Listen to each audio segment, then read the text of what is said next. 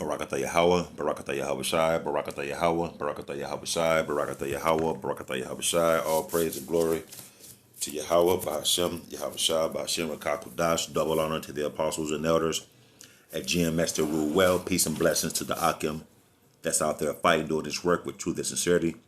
Brother Bunsapah, back at you again with another lesson. Lord willing, this is edifying to the elect men out there that are listening or watching these videos, man. Let's come straight into it. 93.6 million verdict threatens to bankrupt one of America's most powerful unions. And we all know that unions are responsible for helping you with your wages, any kind of racial discrimination going on, help you with getting your time off and time paid, and your pension plans and your medical benefits and yada, yada, yada, man. So this is happening on the West Coast. 93.6 million verdict threatens to bankrupt one of the America's most powerful unions.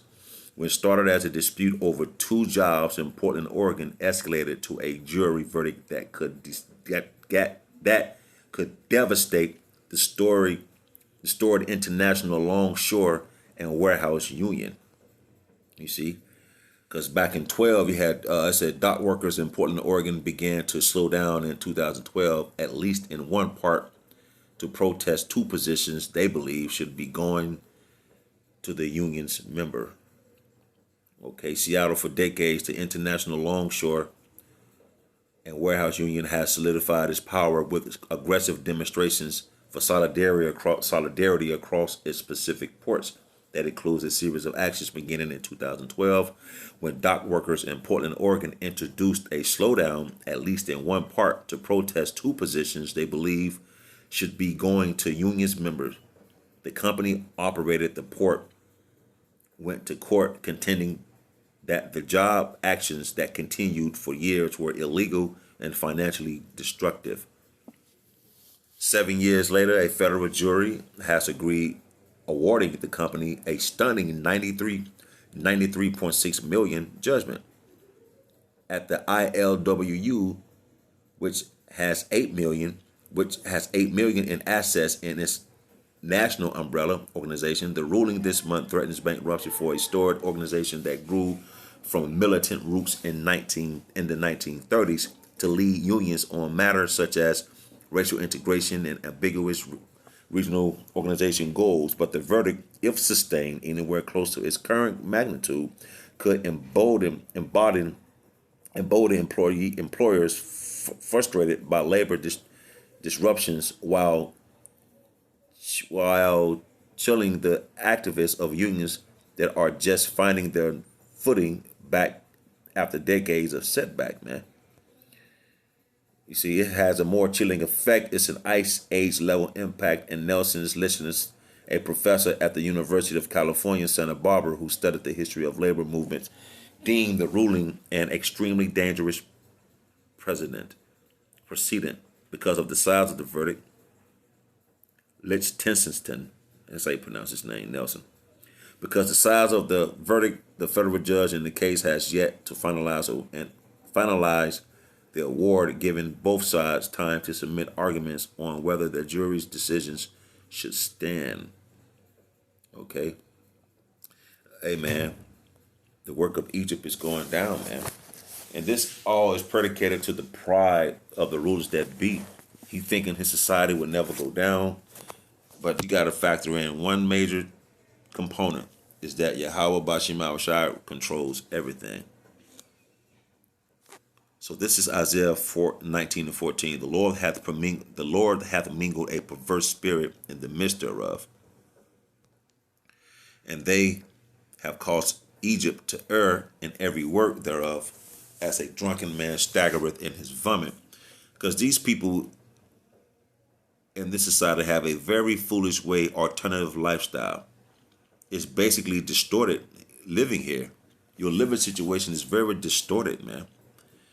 So the Lord have mingled a perverse spirit, meaning the people have a foolish lifestyle in the midst thereof, and they have caused Egypt is to err in every work thereof. So now in all that they trying to do or suggest they go fail in all that they trying to do now, because the curses is coming upon this place, man. You see, the Lord hath mingled a perverse spirit in the midst thereof. They have caused Egypt to err in every work thereof, as a drunken man staggereth in his vomit. Right. Like a drunken man that's staggering when he's drunk. You don't want to be around that man or he or she, if they staggering while they're drunk, and then also they stumble and fall in their own vomit. You wouldn't want to be around anything like that.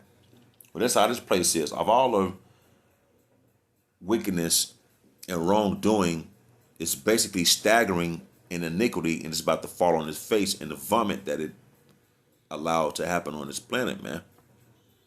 You see? You wouldn't want to be around nobody like that. So that's how it's going to happen here, man. Then you got Trump trying to pass the law about the Space Force now. You know what that's going against. If so-called aliens start invading, which we know they the angels of the Lord, they're the angels of Yahweh Bashim Shah, they're going to, make war with them, man. So this place, the work in this place is about to cease. And this long short thing, man, the union jobs, man, that happened to go through, which is going to go through one day or another. It's going to be bad out here, man. That's a major workforce that has helped thousands of people, man, with, like I say, with wages and getting time off and medical benefits and racial things and pensions plans and things of that nature, man. And now they had a 93.6 million verdict, threatens to bankrupt one of America's most powerful unions, man. Neither shall there be any work for Egypt, which the head or tail, branch or rush may do. You see what I'm saying? The work is here. The grinding shall cease, like it says in the scriptures, man. Why? I'm going to get Obadiah and then I'm going to go back. Because of the pride and the pump. What is it? Oh, is it 16? No, not 16. I think it's real quick. Yeah. Obadiah 1 and 3. The pride of thine heart have deceived thee, thou that dwellest in the clefts of the rocks. So the pride of E has gotten the best of him, and they come from the Caucasus Mountains. If you look at these high rises, man, these high rises or these buildings is nothing but mountains with rooms and windows in them. If you understand Mount Petra. So the pride of thine heart have deceived thee, thou that dwellest in the cleft of the rock. They like to dwell high in their habitations, whose habitation is high. See, that saith in his heart, meaning his mind, who shall bring me down to the ground. They got space stations and they got underground bunkers. They got all kind of things up there in space where they trying to escape their verdict. And they, in their mind, they saying, since we have these things and these people can't afford to go up here, who's going to bring us down, man? Well, yeah, how about Shema Shah is going to bring you down, man? You see? I think it's a 16. I was somewhere.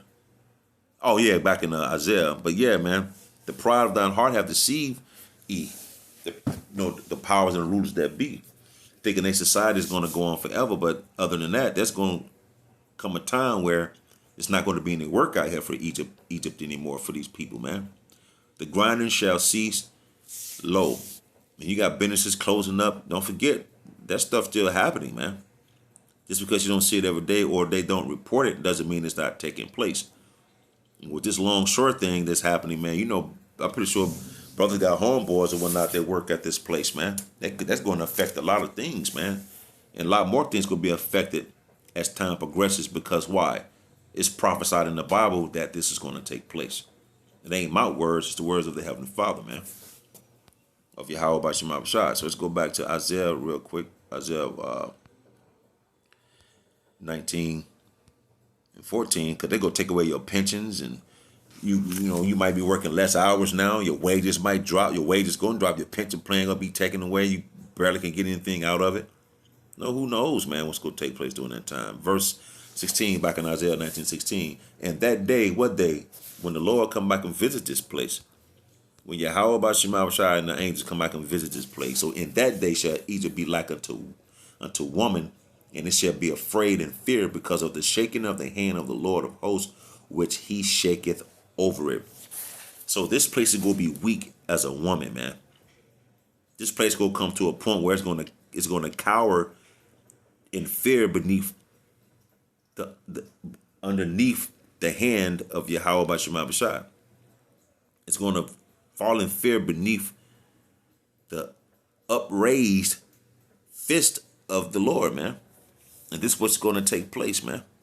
In that day, you see, when all hell breaks loose, when the day of the Lord returns, and that day shall Egypt be likened to a woman, because women are very weak. That's why the Most High set up women to be ruled over a man. That's why the Most High set up men to rule over women, man. Because they don't have no warrior spirit. They wasn't made to be warriors, or that decision makers and things of that nature, man. So this country is going to be weak as women because it's going to fall to shambles, and it's going to cower down beneath the upraised hand of Yahweh by Shema Bashai, and the hand represents the power, man. And the land of Judah shall be a terror unto Egypt. See, everyone that maketh mention thereof shall be afraid in himself, because of the counsel of the Lord of hosts, Lord of army, which he hath determined against it. He had determined these things to happen against Egypt, man. And we know whose modern day Egypt is, aka virgin daughter Babylon, aka Babylon. You see? So there's going to be a lot of more prophecies passing quickly as time progresses about people losing jobs and major companies failing. Their 401k is they're not going to get all their money out the 401ks and things of that nature. There's a lot of stuff that's going to take these people by surprise, and rightfully so, because of the pride upon these people, man. You see? Let me see. Zechariah 8:10. For before these days there was no hire for men. You see? And that's what we're looking at right now. Before these days there was no hire for men. There's going to be nobody hiring no one, man. This place is going to completely come to an abrupt stop where everybody's on the same playing field. And you're going to be forced to take the RFID chip if you want to continue some type of so-called living here, or get some kind of substance to be able to feed yourself and your family, man. And the scriptures tell you in Revelations not to take that chip, which is the RFID chip that's prophesied in the scriptures, man. That you people think it's a game, or saying it's like a potato chip. Okay? For these days there was no hire for man, nor any hire for beast, neither was there any peace to him that went out or came in, because of the affliction of Babylon or Egypt, for I have set all men, everyone against his neighbor. And that's what's going to happen, man. Every neighbor going to turn against himself for the lack of food, the lack of want for food, the lack of jobs. You see what I'm saying? You're not going to be able to feed your family. You're not going to be able to feed yourself. And you're going to be out here looking towards every and any one and try to take their things, man. And this is all prophesied in the scriptures. This is Brother Bonsa Paul, Lord willing. Hope it was edifying. Till the next time. Shalom.